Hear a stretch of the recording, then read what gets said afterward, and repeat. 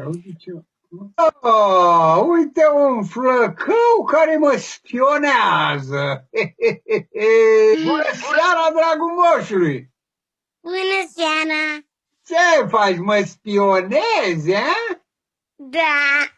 Da, păi cum să nu, că tu ești un isteț. Am auzit că vrei să te faci detectiv? Da! Mai special vreau să mă fac arhitect. Arhitect! Chiar îți place așa de mult arhitectura? Uite, eu chiar căutam acum că am primit niște comenzi de căsuțe, niște jucării așa sub formă de căsuțe. Am dat și mie o mână de ajutor.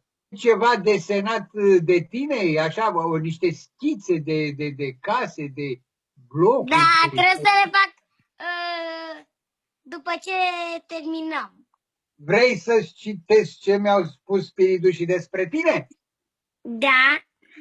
Schimbai bateria la mașină și făcut numai o probă.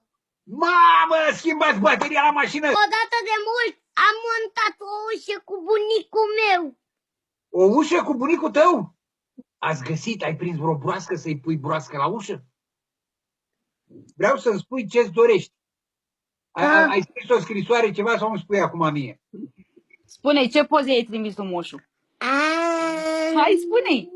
Ce poze ai trimis? Ce-ți dorești? Un roboțel cu telecomandă, mașină cu telecomandă roșie care îi se deschid ușile în sus. Măi, telecomanda să fie roșie și să deschidă ușile? Nu, la mașină. La mașină? Și mașina să fie roșie sau telecomanda roșie?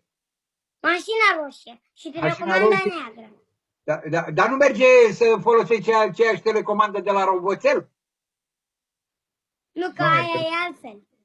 Pupă moșul, mă duc acum să dau comandă la magazie să împacheteze lucrurile și să nu le încurce, să nu pună telecomanda de la mașină la roboțel și de la roboțel la mașină că îi se deschid ușile în sus. Nu? La revedere!